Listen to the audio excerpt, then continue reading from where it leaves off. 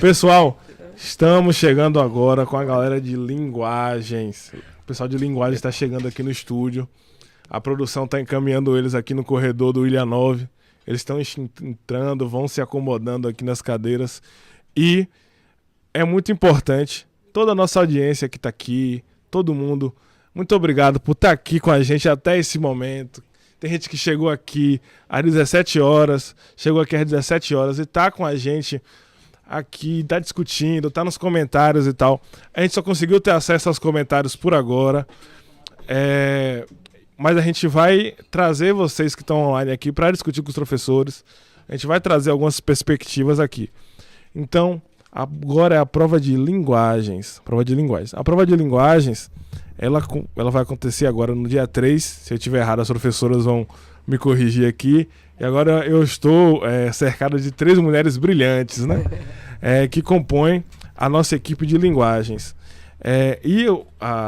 A linguagem é muito importante porque a gente tem a prova de redação. A prova de redação, nos últimos 10, 12 anos, ali a partir de 2012, ela ganhou uma conotação muito grande, né? Porque ela rebalanceia todas as outras notas, né? E a gente tem as nossas professoras de linguagem aqui para discutir linguagem, redação, e trazemos também a nossa professora de língua estrangeira, que é a professora Tamires, para discutir a língua estrangeira que a gente trabalha no colégio, que é o inglês, e a gente trabalha, né? Ano passado nós tivemos na nossa grade curricular o projeto Bilingue Project, né? Já virando a escola nesse projeto bilíngue e dialogando de forma mais expansiva e com a linha cognitiva diferente para essa língua estrangeira, né? E discutindo temas do cotidiano e outros assuntos em inglês. Mas vamos começar aqui na mesa. Professora Cláudia Leite, se apresente, fale quem você é, se apresente aqui para a nossa live, para a nossa Operação Enem. Boa tarde, eu sou a professora Cláudia Leite, professora do Intelecto há 17 anos, e é um prazer estar aqui falando, né, da escola onde eu trabalho, do meu próprio trabalho com língua portuguesa e redação, certo? O nosso objetivo maior na escola é focar na interpretação, na contextualização, né? Sou professora formada pela UFES, em licenciatura em letras, tenho pós-graduação em literatura e artes, em interpretação e contextualização, também em gramática. Porque falar de linguagens não tem como deixar de falar de gramática. Gramática é como se fosse assim, aos para dar voos, porque não se interpreta, não se fala, não se dialoga, não se comunica sem conhecer a nossa língua. E as normas ditadas pela gramática é que faz um bom falante. E nosso objetivo maior na contextualização das nossas aulas é levar os nossos alunos, né, os nossos estudantes a falar bem, a interpretar, a buscar boas leituras. Só assim eles terão embasamento teórico, tanto para a prova de linguagem como qualquer outra área do conhecimento. E falando em linguagem, né, nós vamos perpassar nas provas, no primeiro dia do Enem, que é as provas de linguagem, literatura, a própria gramática, gêneros textuais, a prova de língua estrangeira e a grandiosa prova de redação, que os meninos se preparam com boas leituras, nós fazemos debates, escrita e reescrita, porque só se aprende a escrever escrevendo. Primeiro, embasamento teórico, como eu já havia falado antes, e depois buscar esse conhecimento, colocar, empunhar o papel para poder escrever bem. É o que direciona, sempre eu falo com meus alunos, o que diferencia para mim os seres humanos é a cultura, é o conhecimento. A pessoa a gente conhece pela postura da sua fala, pela sua comunicação. E além da gramática, da contextualização, dos gêneros textuais, nós trabalhamos esse lado onde que o aluno ele participa ativamente com nossos projetos, com itinerários, com projeto de vida, que leva esses meninos a ser protagonistas da própria história. Então, nosso objetivo maior é estar trabalhando a linguagem para que haja uma comunicação entendível. E como a prova do Enem, né, a gente perpassa por todas as áreas do conhecimento, hoje é chamado de interdisciplinaridade. Então, na prova de língua portuguesa, você não sabe hoje definir se é literatura, se é gêneros textuais. Aí vem uma prova que fala sobre um assunto de biologia ou de impactos ambientais. Então, é assim, é uma mistura de conhecimento onde o aluno, o candidato, ele tem que mostrar todo o conhecimento. E nesse embasamento teórico, que é o nosso objetivo maior da nossa escola, é estar trabalhando, é estar fazendo com que nosso aluno ele enxergue mais longe. É um futuro que todos almejamos que seja um futuro de sucesso. Olha, pessoal, a gente vai fazer uma dinâmica diferente aqui com linguagens. A gente vai discutir redação, literatura e português com Cláudia e Aline se comunicando, e a gente discute inglês separado com Tamires. Porque as perguntas vocês respondem de forma complementar. Pronto. A gente faz a pergunta, Tranquilo. vocês dois respondem e a gente constrói dessa forma, beleza? Então, Tamires, se apresente para o nosso podcast. Bom, boa noite, gente. Eu me chamo Tamires Bastos, sou professora de inglês no Intelecto. Comecei lá tem 6 meses, apesar de ser pouco tempo, né? Mas já tem sido uma jornada muito boa. Tenho 22 anos, comecei nova, então comecei aos 19, então tenho uma jornada aí que já trabalho com inglês. E estou envolta, né, por essa área de licenciatura em letras em inglês também. E, assim, o que a gente vai tratar hoje eu acredito que é muito importante.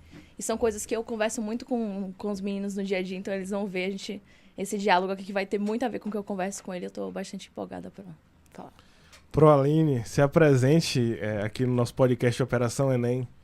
Boa tarde, gente. Eu sou a Aline, né? Puxa para perto de você o microfone. Pode puxar. Sou a Aline. Ministro aulas no Intelecto de História da Arte e Redação para o Ensino Médio. Sou formada em Letras Vernáculas na UFES e com mestrado em Literatura.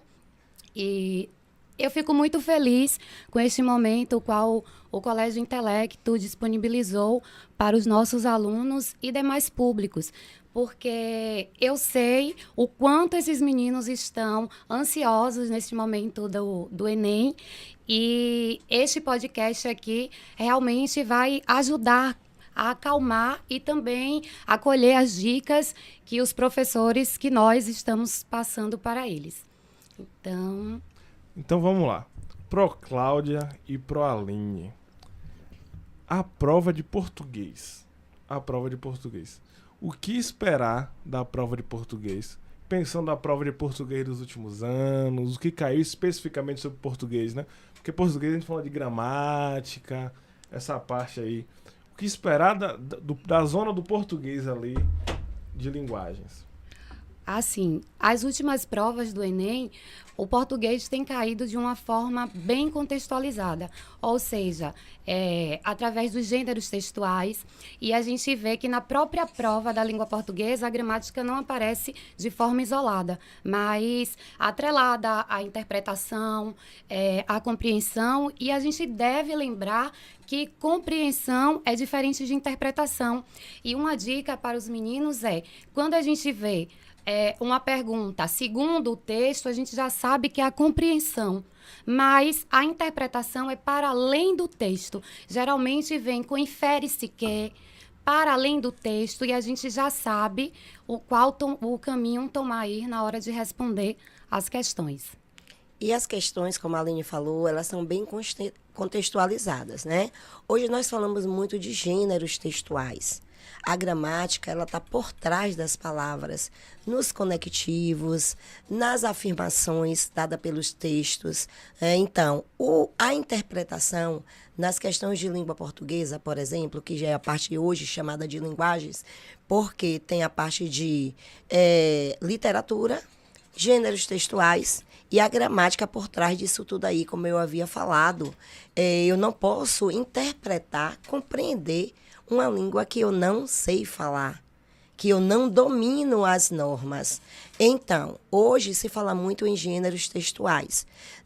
Já puxando um pouquinho da sardinha para a redação, né?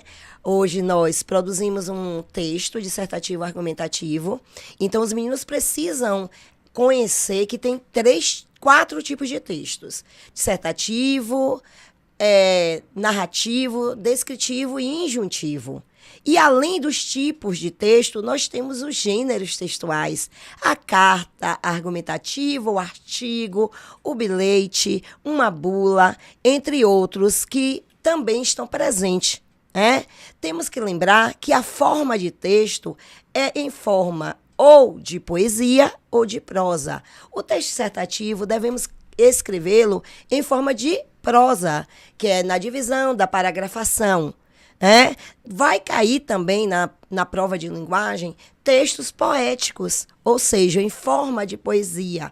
E aí é o texto onde, além da interpretação que vamos fazer, temos que ter a compreensão. A compreensão de quem se trata, quem é o autor. Vai cair um texto de Jorge Amado. Jorge Amado, eu preciso saber quem é Jorge Amado. Eu preciso contextualizar quem é Jorge Amado. Ele escreveu sobre quais temas? Ele escreveu em que escola literária? Modernismo. Como trabalhar isso? Então, além, gente, da interpretação da questão, eu tenho que contextualizar com os assuntos que estão por trás dali. Eu vou analisar um texto de Castro Alves. Quem foi Castro Alves? Um romântico, né? Foi o primeiro passo que nós demos para a nossa literatura falando do nosso país. Por isso que é chamado de Condoreira, ou seja, o voo mais alto dado na literatura pelos nossos poetas. Então, como não deixar, né, de falar, de interpretar, de contextualizar tanto a obra como a contextualização. Então, isso é muito importante, vocês observarem quem é o autor, se é o autor já conhecido da nossa literatura, qual é o perfil, o que ele gosta de escrever, né? Como ele escreve, para você compreender melhor o texto. Vamos observar a pontuação do texto, a pausa para a leitura. Pontuação é um dos assuntos que cai mais na prova do Enem. Só que a pontuação não é perguntando para que serve o ponto de interrogação ou exclamação. É para você entonar a sua compreensão, a sua interpretação em relação à sua linguagem. Então, a necessidade da leitura da questão e a necessidade da interpretação, buscar palavras-chave, saber o que está solicitando. E não esquecer a dica, a resposta do texto está dentro do texto. E o Enem tem essas pegadinhas, tem respostas alternativas que parece que seria uma das nossas respostas. Então, contextualize, porque a resposta do texto está dentro do texto. Proaline, Cláudia, ela começou a falar um pouco ali de literatura e tal, já invadiu a literatura. Não tem como, né? Proaline, vamos direcionar um pouco mais. Na parte de literatura, quais são as suas apostas? Né? A senhora tem um mestrado, né, em literatura, né? Tem uma formação específica sobre isso. Sim. Na parte de literatura, como a senhora vê a prova chegar agora no domingo? Olha só, literatura geralmente cai as escolas literárias e também a literatura contemporânea, mas a gente não pode esquecer dos clássicos da literatura, Dom Casmurro. Então, Machado de Assis é muito forte. Sabemos também que dentro desse jogo de arte, de história da arte, junto com literatura, também entra a música, a poesia e, assim, compreendemos que nossos alunos têm uma história completa da literatura, que perpassa nas escolas, e a gente vê o trovadorismo até a arte contemporânea, até a literatura contemporânea, e com esse saber, junto com a sua interpretação da obra, do estilo, como Cláudia disse, porque é necessário compreender o estilo de um autor, bem como se cai Guimarães Rosa, a gente sabe o estilo da escrita de Guimarães. Então, voltada para o regionalismo, por neologismos. Então, às vezes, a própria prova do Enem tem essa pegadinha não só da interpretação dos gêneros literários, mas da compreensão ali acerca do escritor e também das escolas literárias. Pronto, Tamires, vamos lá. A língua estrangeira, né? Porque a literatura, redação... Na literatura e redação, isso. Redação é a parte, né? Para literatura e português ela tá meio misturada. Sim. Agora, sim. em inglês ela tá um pouco mais destacada ali. Sim. Hoje são quantas questões, Prod, em inglês? São 5 questões. São 5 questões. Nessas 5 questões, e para os nossos alunos, né, que eles optaram pela língua estrangeira em inglês, quais são os assuntos mais viciados, que a senhora acha que vai cair, que está mais próximo da prova que está se avizinhando aí no domingo? Então, assim, o Enem de inglês, ele tem uma característica muito única, que ele não tem muita gramática, essa questão gramatical mesmo, nem às vezes implicitamente, é mais interpretação de texto mesmo. Claro que é necessário ter compreensão da gramática para que você consiga, né, compreender o texto, mas hoje em dia a interpretação é algo muito forte dentro do Enem. E aí o que acontece? A gente tem uma forma de conseguir responder essa prova, que é utilizando as estratégias de leitura. Essas estratégias um campo de pesquisa que ele pode ser utilizado para qualquer matéria, mas dentro do inglês a gente tem algumas estratégiazinhas que existem para que a gente possa compreender um texto mesmo. Então, assim, gêneros textuais, como a Cláudia falou, caem muito. No inglês a gente tem muito tirinha, muito cartoon, muita comic também, muitas charges. A gente tem textos curtos, textos que vêm com imagens, às vezes somente uma imagem também com algum anúncio, uma coisa desse tipo assim. E o que interessa para a prova de inglês do Enem é que você saiba interpretar esse texto. Para que a gente faça isso, a gente não precisa saber inglês fluentemente, a gente não precisa saber todas as palavras de um texto, mas ter essas estratégias. Como, por exemplo, como a Cláudia falou também, a gente tem as palavras-chave. Quando eu abro uma questão do Enem, a primeira coisa que eu tenho que ver é qual é o layout dessa questão. Essa questão é uma charge? Então, se ela é uma charge, eu já sei que tem algo por trás, que algo que ele quer me comunicar de uma forma diferenciada. Qual é o título? Qual é o tema desse texto? Então, assim, em inglês, a gente tem essas questões de temas que são muito importantes, porque a gente toma o inglês hoje em dia como uma língua franca, né?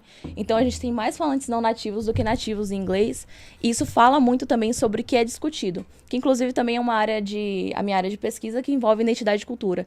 Então, se vocês repararem, assim, os últimos 3 anos de inglês, o que caiu muito foi essas questões de multiculturalidade mesmo, de pessoas que têm várias identidades, pessoas que saem, por exemplo, de um país e vão morar em países falantes de inglês. Então, você tem essa mistura. A gente tem essas questões culturais muito fortes, diferenças culturais, diferenças de formas de falar o inglês, porque hoje a gente não tem só uma forma, né? A gente tira essa ideia de que existe só uma. E é muito baseado nisso. Mudanças climáticas também, esses temas caem muito. Questões de atualidade, como, por exemplo, o uso de celular, cai muito também. Então, a prova do Enem de inglês, ela tem essa característica de trazer temas que tangenciam a sociedade mesmo. Questões raciais também, questões de feminismo, caem muito. E a partir disso, a gente pode levar algumas estratégias. Como, por exemplo, foi a primeira aula que, inclusive, eu dei para os meninos quando eu cheguei na escola, porque eu acho muito importante isso. A gente tem 2 processos aí, o de skimming e o de scanning. O skimming, ele vem dessa palavra skim, que é a nata. Então, é quando você dá uma lida no texto ali, para você tirar a nata mesmo dele. Qual é o tema do texto, o que ele está falando. E a partir desses reconhecimentos, né? Como ver o layout, qual é o tipo de texto. E depois disso, é bom olhar o enunciado, né, para ver o que esse texto está pedindo, porque, como a Cláudia também falou, existem algumas questões que são as distratoras, né, são as questões que elas dizem sobre o texto, mas não dão a resposta ao que está pedindo. É importante olhar esse enunciado e depois a gente faz esse processo de scanning, que é basicamente escanear o texto, né, como o próprio nome diz, para procurar informações específicas. E a partir disso, a gente tem coisas que envolvem, né, o inglês, como, por exemplo, o uso de cognatos, que é muito importante. Os cognatos são palavras que são parecidas, né? com o português, que tem pronúncia parecida, significado parecido, que te ajudam a entender o texto. Então, assim, muitas vezes a pessoa pode não conseguir compreender inglês completamente, mas pelos cognatos, ela entende qual é o contexto desse texto, o que ele está tratando. E no inglês existe muito, gente, muito. Então, assim, vocês não vão chegar desamparados numa prova e falar assim, poxa, eu não consigo entender nada, porque os cognatos, eles estão lá presentes, eles estão também para ajudar, né, a identificar palavra-chave, identificar essas temáticas. E a partir disso, dessas mini estratégiazinhas, a gente consegue responder uma questão do Enem de inglês tranquilamente. Muito obrigado, Protamires. Professora Cláudia, ela teve uma visão muito estratégica da prova quando fala que a prova ela é contextualizada. Sim. A prova de linguagens ela é uma prova que tem muito texto, que tem muita narrativa. E a Procláudia trouxe isso com muito brilhantismo, né? Só que a gente quer chegar na parte boa do negócio, da polêmica.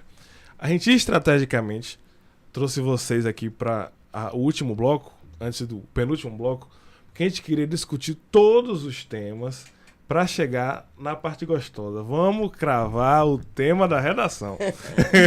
Cravar o tema da redação. Então o pessoal de linguagens de humanas passou por aqui, falou sobre os temas mais recorrentes, que é a discussão sobre atualidades, né? O pessoal de naturais passou por aqui e falou sobre o que está sendo cobrado, por que está sendo cobrado e conectado com o assunto de humanas, né? Matemática também discutindo os fenômenos aqui contemporâneos. Vamos lá. 3 temas para a gente cravar. 3 para a Cláudia, em poucas palavras, e 3 para a Aline. Vamos, Imagina. a Operação Enem vai cravar o tema da redação. 3 temas, professor. 3 temas. Eu creio que vai cair algum tipo de questão social. Porque, além de mexer com toda a estrutura que está sendo decorrente no nosso país, né? Se fala muito em relação a essas questões, a preconceitos, a tabus, a forma de cidadania. Quais são os direitos e deveres de viver em um país democrático como o Brasil? O que me chama a atenção também, além disso, é saúde mental, que está sendo muito falado, é algo preocupante dentro da nossa sociedade. E, por fim, impactos ambientais. Que essas questões, quando eu falo de questões sociais, envolvem muita coisa, né? Envolve você ser cidadão, buscando a empatia dentro de todo um processo. Sempre na última aula, no 3º ano, eu falo com meus meninos, né? Eu dou algumas dicas. E esses dias eu tenho pensado muito. E aí tá me vindo questões sociais. Que questão social? São inúmeras as questões sociais.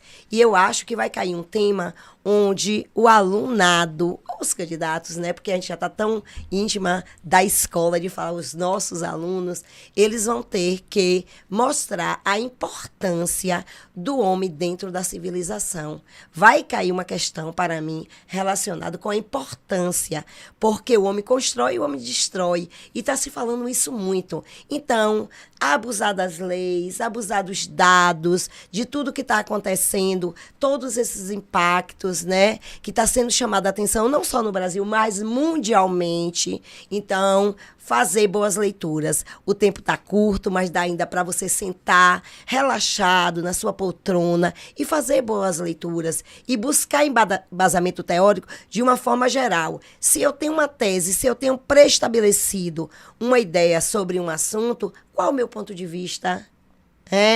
O que é chamado de tese? O que é que eu acho das questões sociais? O que poderia?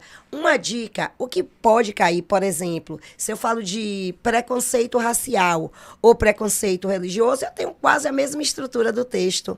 Eu vou mudar o quê? O embasamento teórico. Como vai acontecer aquele fato? E aí eu já posso trazer o quê? Teóricos. Como começar com teórico? Como começar com alusão histórica? De lá de fora eu estava ouvindo a Ângela falar sobre iluminismo. O iluminismo é um assunto que você pode jogar em quase em qualquer tipo de texto. Em qualquer tipo de texto, não, em qualquer tema. Por quê? Porque vai trazer informações da nossa estrutura de Brasil. Então, faz-se necessário que nossos alunos leiam. Não dá mais para estar estudando, decorando fórmulas. Dá agora para vocês ficarem mais tranquilos, confiantes, com foco. Agora, para boas leituras, Dá muito tempo ainda, viu, gente? Proaline, Aprofunde. 3 temas. Não se empolgue tanto como pro Cláudia. Porque Eu ela tá sou bem aqui. sucinta. Porque ela tá aqui, eu tô aqui agoniado. Meu tempo. Eu olhando pro relógio aqui. Quando eu começo a falar... A voz da consciência ali coçando a cabeça. Ali. 3 temas. Eu sou bem sucinta. Pronto.